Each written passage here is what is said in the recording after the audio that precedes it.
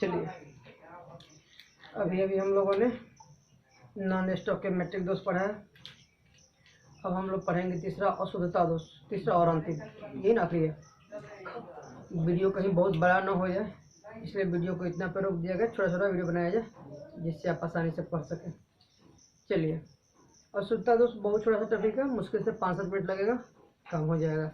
लेकिन उसके बाद जैसे क्लासरूम में आपको 12th में क्या क्या आता है भाई, पर डे पढ़ाने के बाद 5 क्वेश्चन दिए जाते हैं और आपको ईमानदारी पूर्वक उन 5 प्रश्नों का आंसर लिखना होगा और उसको याद रखना होगा। ध्यान रखिएगा लोग। ये सोच रहे होंगे कि हम चेक करेंगे तो आप लिखेंगे, कोई बात नहीं, आपके ऊपर डिपेंड करता है आप क्या चाहते हो। यदि आप स्वयं के प्रति ईमानदार हो तो डेफिनेटली आप उसको लिखोगे और याद करोगे। जिस क्वेश्चन को आप नहीं लिख पाओगे उसे कमेंट्स बॉक्स में डालो, या मैंने व्हाट्सअप नंबर भी दिया था एक वीडियो में, आप उसमें डाल सकते हो, मैं बताऊंगा। या तो व्हाट्सअप पर बता दो, कमेंट्स में बता दो, यदि बड़ा होगा तो ऐसे ही सामने वीडियो बनाकर उस चीज़ को एक्सप्लेन कर दूंगा। लेकिन हाँ, आप जरूर ईमानदारी पूर्वक बनाएं, याद भी रखें। जिस दिन क्लास खुलेगा उस दिन समाचार लेंगे आप लोग का। आइए, तीसरा है हम लोग का अशुद्धता दोष।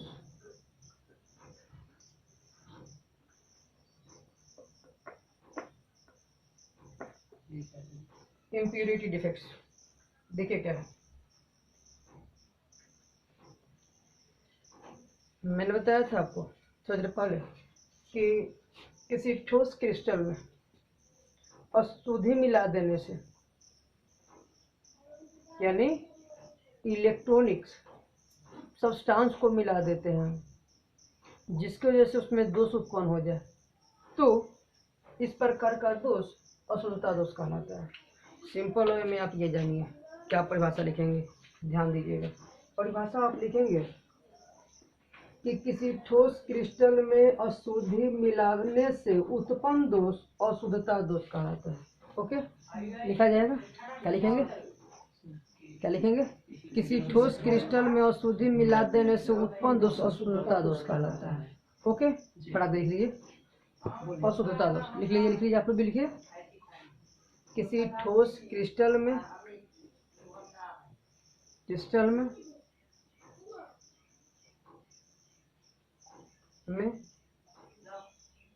अशुद्धि मिला देने से उत्पन्न दोष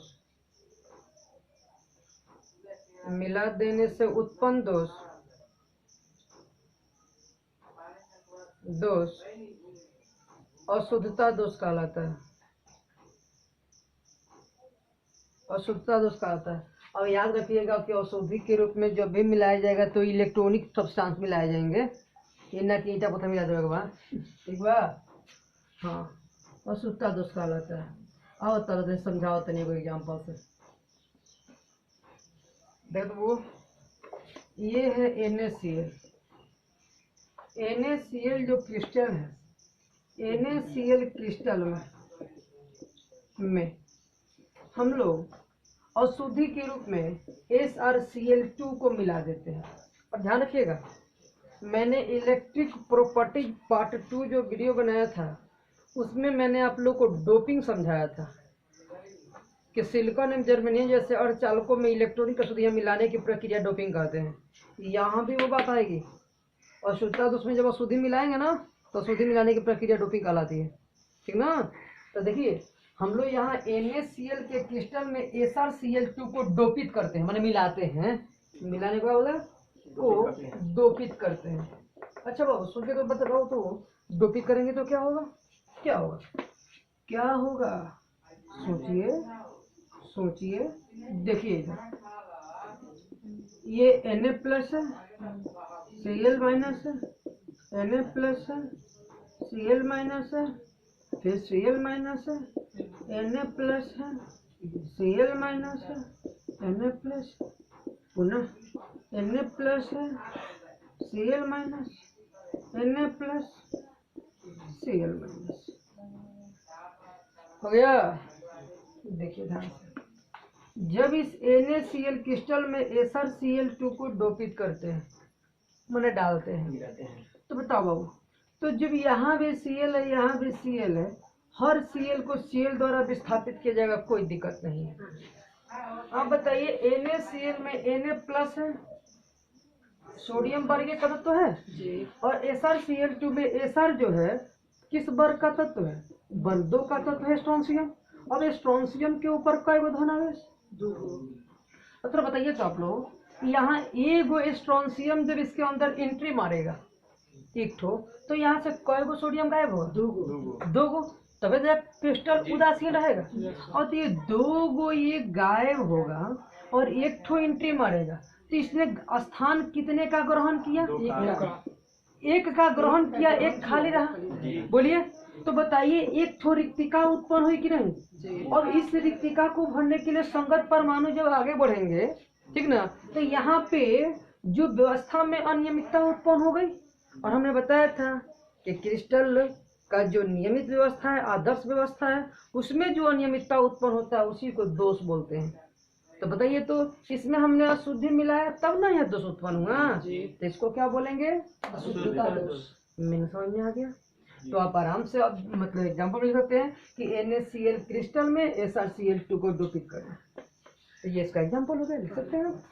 और सुनिए, मैंने पूछा कि जब मैंने यहाँ एक ठो SrCl2 डाला NaCl क्रिस्टल में, तो कई गो रिक्तिका उत्पन्न हुई? 2। क्योंकि एक ठो डाले तो 2 सोडियम वहां से हटा, एक का स्थान ग्रहण किया, एक खाली रह गया क्या है? अब मैं पूछूं कि NaCl क्रिस्टल में 50 गो SrCl2 डाले, तो वो बताओ लोग कई गो वहाँ रिक्तिका बनी? 50 गो बनी। जो डालेंगे तो एगो बनी, क्योंकि जितना डालेंगे उसके दुगुना संख्या में सोडियम को गायब करेगा और उदासीनता बनाए रखने के लिए गायब करेगा, लेकिन स्थान ग्रहण करेगा वो प्रत्येक 2 पर 1 यानी 2 सोडियम को गायब करेगा, एक जगह स्थान ग्रहण करेगा, एक रिक्तिका बनेगी। तो मैं पूछूं कि 500 SrCl2 को NaCl क्रिस्टल में डोपित करते हैं, तो वहाँ धन आवेशित रिक्तिकाओं की संख्या कई होगी? 500 डेफिनेटली होगी, 500 होगी। बात समझ में आ रही है? क्योंकि यहाँ मैंने एक डाला था, 2 भागा, एक का स्थान ग्रहण किया, एक उत्पन्न हुआ। मैंने दूसरा डालता तो बताओ बाबू, 2 गो सोडियम पुनः गायब होता, एक का स्थान वो ग्रहण करता, 2 गो खाली रहता और एक तो यहाँ खाली रहता।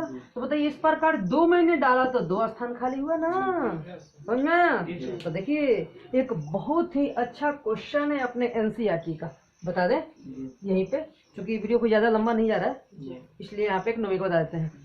तो आप लिख रहे हैं एग्जाम्पल में जी, लिख रहे हैं एग्जाम्पल में, जैसे NaCl क्रिस्टल में SrCl2 डोपित करना। चलिए देखिए,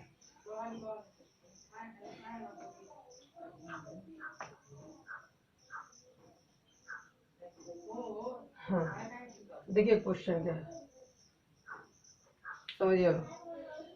तो क्वेश्चन भाई लोग थोड़ा सा मतलब NCERT देख लीजिएगा ध्यान से, क्वेश्चन उसी का है। मुझे मेरे पास बुक तो नहीं है यहाँ, मैं बोल रहा हूँ, फिर भी मतलब लगभग मुझे याद है। देखिए क्वेश्चन है कि NaCl क्रिस्टल में, लिखते चलिए आप लोग, NaCl क्रिस्टल में 10⁻³ मोल प्रतिशत SrCl2 डोपित करने पर, कहो आई का जोर से बारिश करने पर,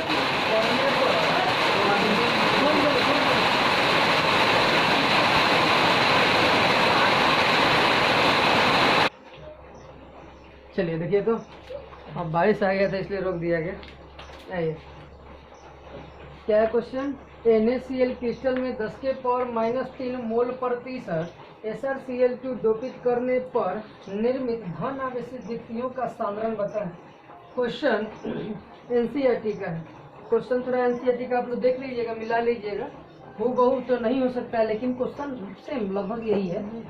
देखिए क्या है, अब ऐसे क्वेश्चन का सॉल्यूशन कैसे करेंगे आप?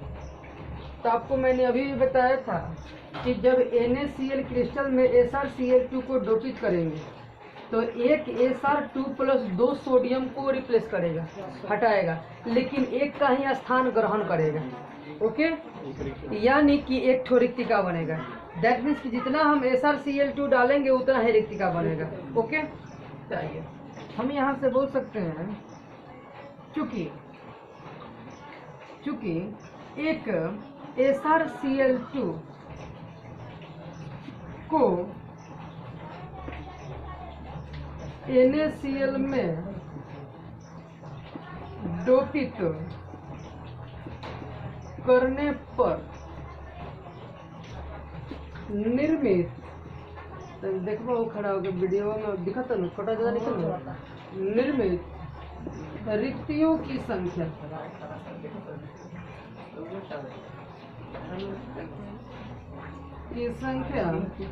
बराबर कितनी होगी?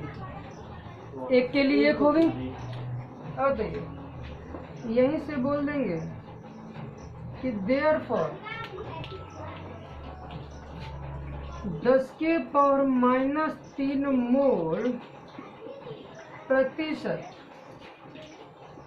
SrCl2 को NaCl में, अब आगे मैं ऐसे लिख दूं, डोपित करने पर निर्मित रिक्तियों की संख्या, यहाँ लिखता हूँ मैं संख्या, ओके, बराबर जितना डालेंगे उतना पाएंगे। तो कितना डाले हैं भाई? 10⁻³ मोल प्रतिशत। अब बताइए तो, आप लोग अच्छे विद्यार्थी हैं, 10⁻³ तो ठीक, प्रतिशत का मतलब कितना होता है? और ये है मोल। ओके, अब बताइए यहाँ पे ये जो भाग है तो भाग में पावर घटता है तो कितना हो जाएगा? 10⁻⁵ हो जाएगा। और ये बताइए कि मोल है, एक मोल में परमाणुओं की संख्या या अणुओं की संख्या कितनी होती है? 6.022 × 10⁻23। तो जितने हम अणु को मिलाएंगे SrCl2 के उतने रिक्तिका बनेंगे।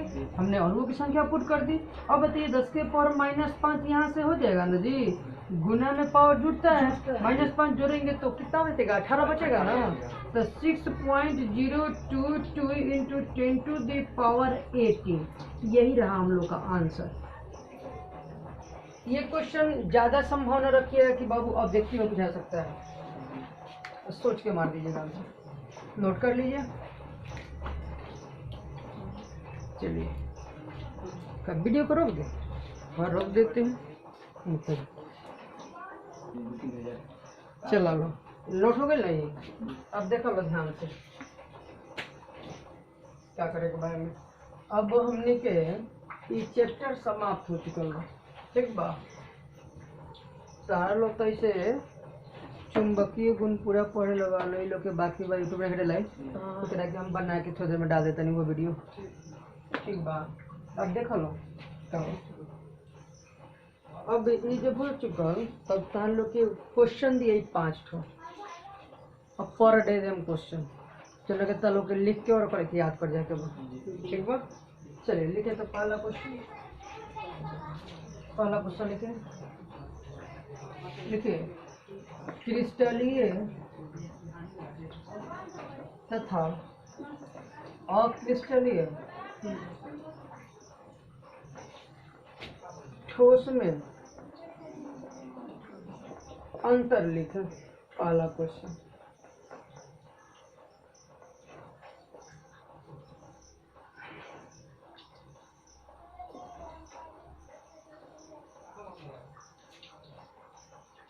हो गया। दूसरा क्वेश्चन लिखिएगा सटके दोष तथा फ्रैंकल दोष में अंतर लिखें।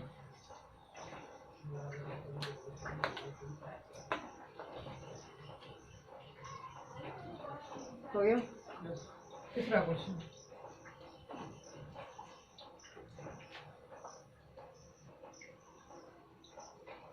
ओके। तीसरा क्वेश्चन लिखिएगा एन टाइप तथा पी टाइप अर्ध चालक में अंतर लिखें।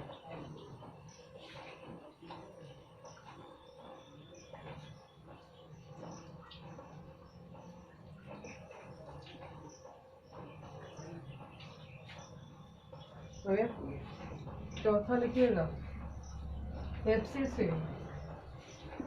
एकक कोशिका का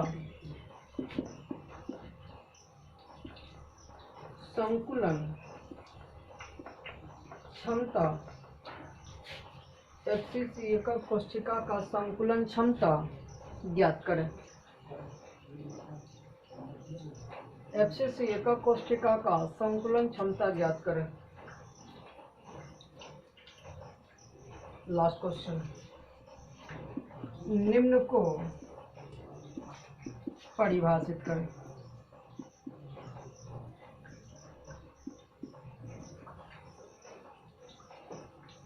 ओके, पहला ए क्रिस्टलीय जागरण,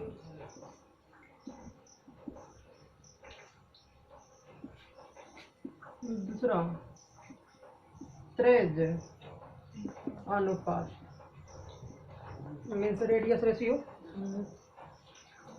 से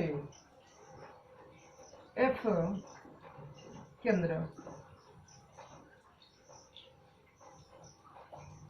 D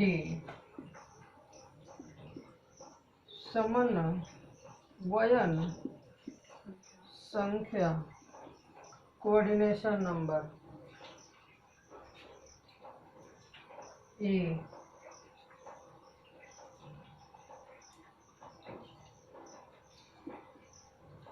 व्यक्ति का। चलिए ये 5 क्वेश्चन लिखें और याद करें। बस बार बार प्रैक्टिस करते रहिएगा इसको, बहुत जल्द सिलेबस आ जाएगा लाइन में। ओके, आज के लिए इतना रह देते हैं। That's all. जय हिंद, जय भारत।